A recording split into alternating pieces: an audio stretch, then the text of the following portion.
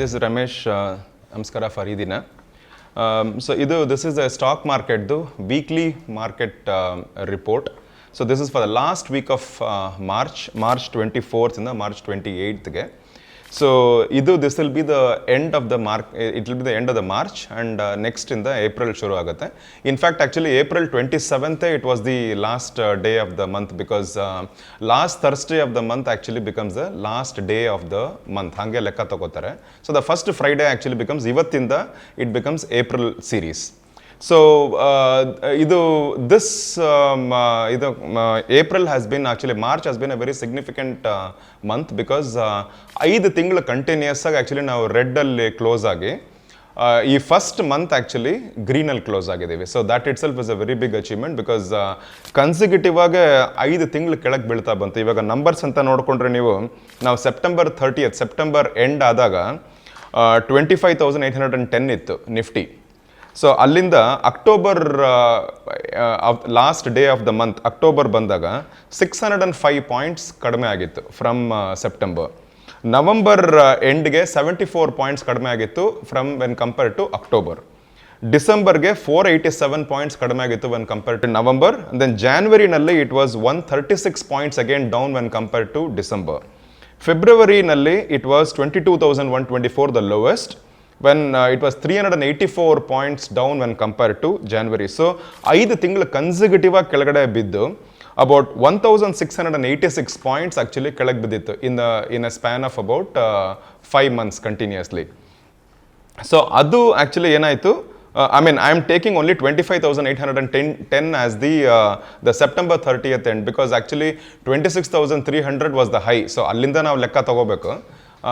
But ಆದರೆ 25,810 ಅಂತ ತಗೊಂಡಿದ್ದೀನಿ, because that was the closure, that was the month close ಆದಾಗ ಸೆಪ್ಟೆಂಬರಲ್ಲಿ ಅಲ್ಲಿಂದ ತಗೊಂಡಿರೋ ಲೆಕ್ಕ. So 1,686 points actually was down for 5 consecutive months, and ಅದು 29 ಇಯರ್ಸ್ ಹಿಸ್ಟ್ರಿನಲ್ಲಿ ಒಂದು ರೆಕಾರ್ಡ್ ಕ್ರಿಯೇಟ್ ಮಾಡ್ತು. Unwanted record, bad record which is not necessary. So ಆ ಥರ ಒಂದು ರೆಕಾರ್ಡ್ ಆಗಿ ಮಾರ್ಚ್ನಲ್ಲಿ ಏನಾದರೂ ಒಂದು ಇಂಪ್ರೂವ್ಮೆಂಟ್ ಆಗ್ಬೋದಾ ಅಂತ everybody particularly investors were really looking forward. So ಹಂಗಿದ್ದಾಗ actually March has been a phenomenal month. It has been a very, very nice month, and then it has actually given, so actually March nenne close adaga, because nenne ನಾನು ಹೇಳಿದ್ದೆ last Thursday of a month is considered as the end of the month ಅಂತ ಹೇಳಿ. So March 27th ನೆನ್ನೆ close ಆದಾಗ 23,591 close ಆದ್ವಿ. ಇವತ್ತು of course close ಆಗಿರೋದು 23,519. So ನೆನ್ನೆ ಕ್ಲೋಸ್ ಆದಾಗ it has actually 1,467 points it has recovered. That is about 87 percentage points it recovered of the 1,686 points that it fell in the last 5 months. So that has been a very good recovery, and kind of March has been very happy hunting ground for the investors at least. So ಇದರಲ್ಲಿ ಏನಾಯಿತು ಅಂತ ಹೇಳಿದ್ರೆ, ಈ ವಾರದಲ್ಲೂ actually ಒಂದು 4-5-6 ಸೆಷನ್ಸಿಂದ continuous ಆಗಿ actually market ಮೇಲೆ ಹೋಗಿ that was actually creating a little bit of doubts in the for investors, because ಒಂದು ಬುಲ್ ಮಾರ್ಕೆಟ್ ಅಂತ ಇದ್ರೂ ಟಿಪಿಕಲಿ ಏನಾಗುತ್ತೆ, 2-3 ಸ್ಟೆಪ್ಸ್ ಮುಂದಕ್ಕೆ ಹೋಗಿ 1 ಸ್ಟೆಪ್ ಕೆಳಗೆ ಬಂದು ಮತ್ತೆ 2-3 ಸ್ಟೆಪ್ಸ್ ಮುಂದಕ್ಕೆ ಹೋಗಿ 1 ಸ್ಟೆಪ್ ಕೆಳಗೆ ಬಂದು ಆ ಥರನೇ ಟಿಪಿಕಲಿ ಎನಿ ಬುಲ್ ರನ್ ಆಗೋದು. ಇದೇನಾಗ್ತಾ ಇತ್ತು, ಕಂಟಿನ್ಯೂಸ್ ಆಗಿ 3 ಸ್ಟೆಪ್ಸ್ ಮುಂದಕ್ಕೆ ಹೋಗ್ಬಿಟ್ಟು it had become a very, it was, so ಅದಕ್ಕೆ ಮಧ್ಯೆ ಸ್ವಲ್ಪ ಕನ್ಸಾಲಿಡೇಷನ್ ಆ್ಯಂಡ್ ಸ್ವಲ್ಪ profit booking is required. So ಹಂಗಾದಾಗ actually it becomes a little bit, this is the real bull run ಅಂತ ನಮ್ಗೆ ಅನ್ಸಕ್ಕೆ ಶುರು ಆಗುತ್ತೆ. ಸೊ ಇದು ಬುಲ್ ರನ್ ಅಂತ ನಾವು ಹೇಳ್ತಾ ಇಲ್ಲ, ಬಟ್ ಆ್ಯಕ್ಚುಲಿ ಅಟ್ಲೀಸ್ಟ್ ಒಂದು ಸ್ವಲ್ಪ it has helped the market recover, and then it has given some kind of a relief to all the fall that we were going through. So it has been good for the market, and then we have closed in a green. So that is actually something that to look forward for a happy this thing, right?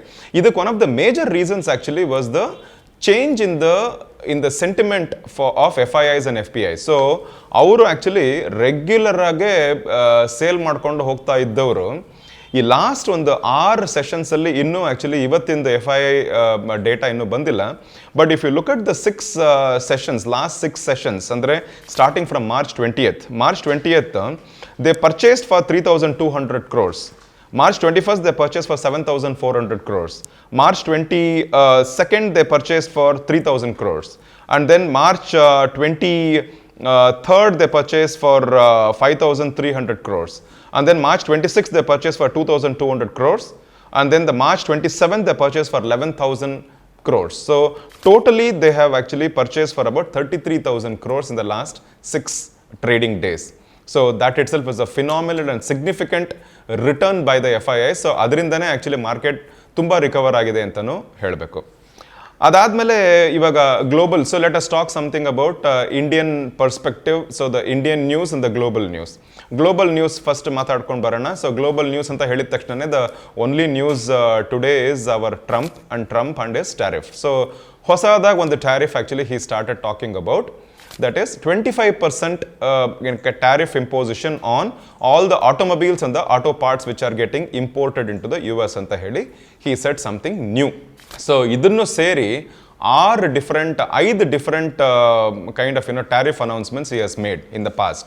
So first, to begin with, actually he talked about across the board on all the countries, whichever country is exporting aluminium and steel, ಆ ಎಲ್ಲ countries ಮೇಲೆ 25% tariff ಹಾಕ್ತೀನಿ ಅಂತ first he announced. ಅದಾದಮೇಲೆ country specific he talked about Canada. So for ಕೆನಡಾಗೆ any of the exports from Canada will be imports into the US will be 25%, and then also all the imports from the Mexico will be 25%, and China will be 20% ಅಂತ ಹೇಳಿ kind of country specific he talked about that. ಅದಾದಮೇಲೆ European Union, even on European Union also he said all the commodities which is getting imported into the US from European Union ಮೇಲೆಲ್ಲ taxes ಹಾಕ್ತೀವಿ, import duties ಹಾಕ್ತೀವಿ. Particularly alcohol he said 200% tariffs on the European Union ಅಂತ ಹೇಳಿ. The fourth one he talked about 25% tariffs will be imposed on all the countries which are buying Venezuelan oil anta heli he said. That is another thing that he talked about. The fifth one today, now he has actually last idaralli he has talked about 25% tariffs on all the countries which are exporting automobiles and auto parts anta heli. That is what is his last this thing. So but we have to wait and see what exactly happens on the April 2nd, because ಎಲ್ಲಾನು April 2nd ಗೆ ಎಲ್ಲ ಬಂದು ನಿಂತ್ಕೊಂಡಿದೆ. ಇವಾಗ ಇದರಲ್ಲಿ actually ನಾವು automobile and auto parts ಅಂತ ನೋಡ್ಕೊಂಡು ಬಂದಾಗ actually 50% of all the cars which are sold in US ಅದೆಲ್ಲ ಇಂಪೋರ್ಟೆಡ್ ಕಾರ್ಸೇನೆ. ಸೊ ಹಾಗಾಗಿ ಆ್ಯಕ್ಚುಲಿ ಎಲ್ಲ ಕಾರ್ಸನ್ನು ಸೊ ಟಿಪಿಕಲಿ ಏನು ಹೇಳ್ತಾ ಇದ್ದಾರೆ ಅಂತ ಹೇಳಿದ್ರೆ, general kind of rule of thumb is that on any car actually ಒಂದು $6,000 actually it will increase on any car, irrespective of which country, which brand and all those things ಅಂತ ಹೇಳಿ. That is the expectation. And adalde probably because of this particular thing, about 1 million auto workers might get affected, their jobs might get affected antano. People actually in the US are they are this thing. And across the board idan announce ಮಾಡಿದ ತಕ್ಷಣ ಎಲ್ಲಾನು across the board all the countries auto companies ಎಲ್ಲ stocks ಬಿತ್ತು, European company stocks ಬಿತ್ತು, and ಎಲ್ಲ all across ಬಿತ್ತು. ಇಂಡಿಯಾನಲ್ಲೂ actually ಕೆಲವು ಟಾಟಾ ಮೋಟಾರ್ಸ್ ಬಿತ್ತು, because actually they are exporting a lot of JL, that is Jaguar Land Rovers is getting exported to the US. And ಆಮೇಲೆ ಇದು Mahindra and Mahindra also fell.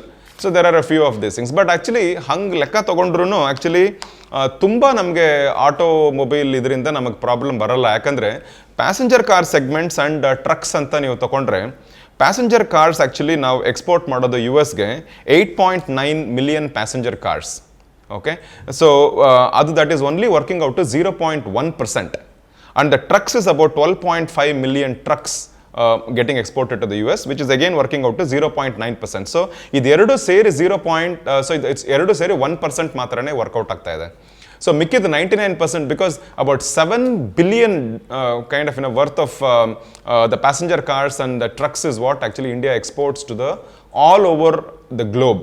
So ಅದರಲ್ಲಿ particularly passenger trucks and passenger cars and trucks to the US ಸ್ವಲ್ಪ ಕಡಿಮೆನೆ. But ನಮಗೆ ಎಲ್ಲಿ effect ಆಗುತ್ತೆ ಅಂತ ಹೇಳಿದ್ರೆ in the auto parts. So ನಾವು ಆಟೋ ಪಾರ್ಟ್ಸ್ನಲ್ಲಿ ಎರಡು ಇದು ಬರ್ತಿದೆ. One is the car chassis which is fitted with the engine. So ಇದು ಅಬೌಟ್ 28.2 million ಇದನ್ನು ನಾವು we are exporting. That is amounting to somewhere about 11.4%. Auto parts ಅಂತ ಲೆಕ್ಕ ಬಂದರೆ about 2.1 billion worth of auto parts are getting exported to the US. So this is working out to 29%.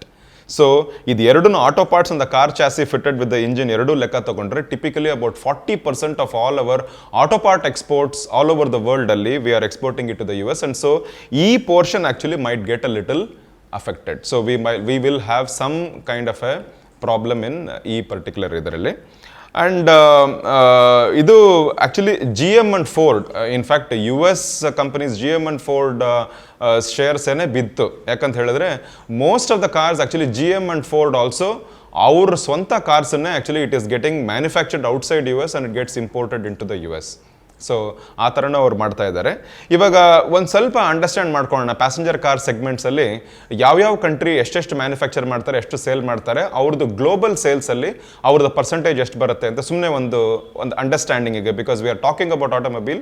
So ಹಾಗಾಗಿ I just wanted to cover this one. China is the leader of the pack, and by a distance really, because they actually sell about 40% of the global sales is covered by China. So our 26 million cars actually they sell every year to all over this thing. And India actually they sell about 6 million is what actually they sell the cars, which is coming to somewhere about 8% of the global sales, this thing. Japan about 4 million, which is working out to somewhere about 6%. US, our 3.4 million cars matrane they sell in a year. So that is working out to only 4.8% of the global sales. So this is regarding the automobile and the, like how much they contribute, each country contributes to the overall sales anta nodkondu bandvi. ಅದಾದ್ಮೇಲೆ actually let us talk a little bit about, ಇವಾಗ ನಾವು ಎಕ್ಸ್ಪೋರ್ಟ್ಸ್ಗೆ ನಮಗೆ ಸ್ವಲ್ಪ affect ಆಗುತ್ತೆ ಅಂತ ಹೇಳಿದಾಗ ಸ್ವಲ್ಪ ನಮ್ಮದು ಎಕ್ಸ್ಪೋರ್ಟ್ಸನ್ನು ಐ ಥಾಟ್ ಆ್ಯಕ್ಚುಲಿ ಒಂದು ಸ್ವಲ್ಪ ನಂಬರ್ಸ್ ನೋಡ್ಕೊಂಡು ಬರೋಣ, because we will then understand ನಮಗೆ ಎಷ್ಟು ಇಂಪ್ಯಾಕ್ಟ್ ಆಗುತ್ತೆ ಇವಾಗ ಟ್ಯಾರಿಫಿಂದ. ನಮಗೆ April 2 ಅಕಸ್ಮಾತ್ ರೆಸಿಪ್ರೋಕಲ್ ಟ್ಯಾಕ್ಸಸ್ ಅವರು ಹಾಕಿ ಅದೆಲ್ಲನೂ ಇಂಪೋಸ್ ಮಾಡಿದ್ರೆ ಅವಾಗ ನಮಗೆ ಎಕ್ಸ್ಪೋರ್ಟ್ಸ್ ನಮಗೆ ಹೆಂಗೆ ಅಫೆಕ್ಟ್ ಆಗುತ್ತೆ ಏನಾಗುತ್ತೆ ಅಂತ ಸ್ವಲ್ಪ ನೋಡ್ಕೊಂಬರೋಣ. ಅದರಲ್ಲಿ ಆ್ಯಕ್ಚುಲಿ ನನಗೆ 3 ಟೈಮ್ ಲೈನ್ಸ್ ಡೇಟಾ ಇಟ್ಕೊಂಡಿದ್ದೀನಿ. So one is the 2013-14, that is the financial year 2013-14, April 2013 to March 2014, ಅದೊಂದು time line. Second timeline is the financial year 2023 to 2024, so up to March 2024. ಮೂರನೇದು actually April 2024 to February 2025, because ಇವಾಗ ಅಷ್ಟೇ ಬಂದಿರೋದು data ಬಂದಿರೋದು. So 11 months of the last financial year, this current financial year. So ಹಂಗೆ ನೋಡ್ಕೊಂಡು ಹೋದರೆ in the financial year 2013-14 the total exports was 466 billion. Okay, and ಅದರಲ್ಲಿ 2 part ಬರುತ್ತಲ್ಲ, merchandise and services. So merchandise are the products. So ಏನಾದರೂ ಒಂದು physical product ನಾವು sale ಮಾಡ್ತೀವಲ್ಲ, ಅದು out of the 463 billion 314 billion was the merchandise, and services portion was only 152 billion. So ಆಗಿನ ಟೈಮಲ್ಲಿ ಅಂದರೆ ಒಂದು 10 ವರ್ಷ ಕೆಳಗಡೆ, 12 ವರ್ಷ ಕೆಳಗಡೆ ಹೋದಾಗ, 11 ವರ್ಷ ಕೆಳಗಡೆ ಹೋದಾಗ ಸರ್ವಿಸಸ್ ಕಾಂಪೋನೆಂಟ್ ಆ್ಯಕ್ಚುಲಿ ಎಕ್ಸ್ಪೋರ್ಟ್ಸ್ ಜಾಸ್ತಿ ಆಗ್ತಿರಲಿಲ್ಲ. ಬರೀ it was only the merchandising which was actually getting exported a lot. So ಈಗ ಅದು ಚೇಂಜ್ ಆಗಿದೆ. In the last 10 years, in 1 ಡಿಕೆಡ್ನಲ್ಲಿ, ಇನ್ ದ ಫಿನಾನ್ಷಿಯಲ್ ಇಯರ್ 2023-24 ನಾವು ಲೆಕ್ಕ ತಗೊಂಡ್ರೆ, total exports has gone up from $466 billion to $778 billion. So that is about 67% it has gone up in the last 10 years, 1 decade ಅಲ್ಲಿ. ಅದರಲ್ಲಿ ಮರ್ಚೆಂಡೈಸಿಂಗ್ portion ನೋಡಿದ್ರೆ 314 billion ಇಂದ 437 billion, that is an increase of 39%. Okay, but next important data ನೋಡಿ, services portion. The services portion ಅಂತ ಹೇಳಿದ್ರೆ I am talking about IT services, financial services and banking services. ಇದು ಮೂರೂ it was only 152 billion in 2013-14. 1 ಡಿಕೆಡಲ್ಲಿ ಅಂದರೆ 10 yearsಲ್ಲಿ it has gone up to $341 billion. So which is 124% increase. So the services sector is the one which has given a huge amount of increase in the exports over the last 10 years. And ivaga we will just compare and contrast between 2023-24 and 24-25. So 24-25, as I said, April 24 to February 25. So ಅಷ್ಟೇ data ಸಿಕ್ಕಿರೋದು ನಮ್ಗೆ ಇವಾಗ. ಅದರಲ್ಲಿ the total exports actually for the last 11 months has been 750 billion. So 750 billion ಅಂತ ಹೇಳಿದ್ರೆ when we compare with the February 2024, then it is actually increased by 6.24%. So ಒಂದು small increase ಇದೆ. ಅದರಲ್ಲಿ ಯಾವ್ಯಾವ ಕಾಂಪೋನೆಂಟ್ ಇನ್ಕ್ರೀಸ್ ಆಗಿದೆ, ಡಿಕ್ರೀಸ್ ಆಗಿದೆ ಅಂತ ನೋಡಿದ್ರೆ, merchandising portion is about 395 billion. ಅದು it is only given an increase of 0.06%. But whereas a services component ಇದೆಯಲ್ಲ, that is actually that is contributing 355 billion. It's about 13% it has given an increase from the last year. So namdu kind of exports have been increasing when compared to last year to this year also the exports are increasing. And adakke if we try to look at the destination, the different countries yaar namge like biggest contributors in terms of ಯಾವ ಕಂಟ್ರಿಗೆ ನಾವು ಹೆಚ್ಚು export ಮಾಡ್ತೀವಿ and ಅವ್ರಿಗೆ actually dollar ಟರ್ಮ್ಸಲ್ಲಿ ಮತ್ತು ಆಮೇಲೆ percentage ಟರ್ಮ್ಸಲ್ಲಿ ಅಂತ ಹೇಳಿದ್ರೆ the first one is US about 12% is what we export, so that works out to somewhere about $87 billion. And UAE is about 8.23%, working out to about $64 billion. Netherlands about 5.16%, which is working out to $40 billion. China 3.85%, working out to about $30 billion. Singapore 3.33%, working out to $26 billion. So the top 5 countries matra nan tagonde. I don't want to go into further details. So these are all the countries actually which are contributing for our in our exports. So idadmele then let us look at which sectoral growths actually last 10 years alli yav sectoral growths has given very good contribution to the exports anta nodkom bandre mobile phone exports. So mobile phone exports about 5.8 crore mobile phones ಮಾತ್ರನೇ ನಾವು export ಮಾಡ್ತಿದ್ವಿ ಯಾವಾಗ 2014-15. ಇವಾಗ 10 ವರ್ಷದಲ್ಲಿ 33 crore mobile phones actually manufacture ಮಾಡಿ export ಮಾಡ್ತೀವಿ. That is giving us about $15.6 billion as a contribution in terms of exports. Adadmel second one is the pharma. So the pharma exports is about 27.85 billion. So then the third one is engineering goods export. So this is the lion's share. So ide namdu huge namdu, this is the cash cow. So idu actually 109 billion is the this thing out of the 778 billion that we are exporting all over the world. Adadmele, which is actually about 75%. And agricultural export is about 48 billion. So that is the agricultural export actually has grown in the last 10 years about 112%. The engineering goods has grown by about 75% in the last 10 years export, and pharma is about 85%, and the mobile is about 78% in the last 10 years. So ಇದೆಲ್ಲನೂ ನಮ್ಮದು export related this thing. ಈಗ ನಮ್ದು Indian specific Indian news ಇದಕ್ಕೆ ಬರೋಣ. So in the first week of ಏಪ್ರಿಲಲ್ಲಿ ಒಂದು important ಇದು ಆಗಂಗಿದೆ. So that is a monetary policy committee ಅಂತ ಹೇಳಿ ಒಂದು MPC ಕಮಿಟಿ ಮೀಟಿಂಗ್ ಒಂದು ನಡೆಯುತ್ತೆ. ಸೊ ಆ್ಯಕ್ಚುಲಿ 6 ಸಚ್ ಮೀಟಿಂಗ್ಸ್ ನಡೆಯುತ್ತೆ ಈ ವರ್ಷದಲ್ಲಿ 2025-26 ಏಪ್ರಿಲಿಂದ ಮಾರ್ಚ್ ತನಕ. ಸೊ ಅದರಲ್ಲಿ the expectation is that actually ಇವಾಗ ಇನ್ಫ್ಲೇಷನ್ ಕಡಿಮೆ ಆಗಿರೋದ್ರಿಂದ ಒಂದು ರೇಟ್ ಕಟ್ ಆ್ಯಕ್ಚುಲಿ ಬರ್ಬೋದು ಅಂತ people are expecting. So this is ರಫ್ಲಿ ಬಿಟ್ವೀನ್ April 7th 8th ಆ ಟೈಮ್ ಫ್ರೇಮಲ್ಲಿ ನಡೆಯುತ್ತಿದ್ದು. ಸೊ ಒಂದು 25 basis point ರೇಟ್ ಕಟ್ ಆಗ್ಬೋದೇನೋ ಅಂತ ಹೇಳಿ, ಯಾಕಂದರೆ ಇನ್ಫ್ಲೇಷನ್ ಕಡಿಮೆ ಇರೋದ್ರಿಂದ ಲಿಕ್ವಿಡಿಟಿ ಸ್ವಲ್ಪ ಇನ್ಫ್ಯೂಸ್ ಮಾಡೋಣ ಅಂತ ಹೇಳಿ RBI might think over. So ಅದು actually it will boost up the supply side and then it will also make the loans little cheaper, and then it will actually kind of demand supply, the demand boost ಮಾಡುತ್ತೆ, supply boost ಮಾಡುತ್ತೆ. So overall actually the GDP increase ಮಾಡಿಬಿಟ್ಟು it will spur up the economy. So that is what is the expectation of this thing. Markets actually in the short term nalli actually we are expecting the sentiment will remain positive. So resistances ಅಂತ ನೋಡ್ಕೊಂಡು ಬಂದರೆ ಇವಾಗ ಇವೆ have closed at 23,519 ಇವಾಗ close ಮಾಡ್ಕೊಂಡಿದ್ದೀವಿ. The 2 resistances that ನಮ್ಮ ಮುಂದೆ ಇರೋದು ಅಂತ ಹೇಳಿದ್ರೆ 23,800. ಇದು actually 100% Fibonacci for February. This is the first resistance. The second resistance is 24,000. ಇದೆರಡೂ ನಮ್ಮ ಕಣ್ಮುಂದೆ ಇದೆ. ಕೆಳಗಡೆ ಅಕಸ್ಮಾತ್ ಹೋದರೆ ವಾಪಸ್ ಹೋದರೆ 23,400 is the first support, and 23,000 becomes the second support. So this is on this thing. And the next year, looking forward for the next year ಅಂತ ಹೇಳಿದ್ರೆ April 1st ಇಂದ actually the new financial year ಶುರು ಆಗುತ್ತಲ್ಲ. So ಅದಕ್ಕೋಸ್ಕರ what is the expectations for the stock market and what will happen in the next April 1st ಇಂದ ಅಂತ ಹೇಳಿದ್ರೆ, first and foremost actually tariffs ಏನಾಗುತ್ತೆ ಅಂತ ನೋಡಬೇಕು. April 2nd what Trump is exactly going to do with the tariff ಅಂತ ಅದನ್ನು ನೋಡ್ಕೋಬೇಕು, because ಅದ್ರ ಮೇಲೆ ಎವ್ರಿಥಿಂಗ್ ಇಸ್ ಡಿಪೆಂಡೆಂಟ್.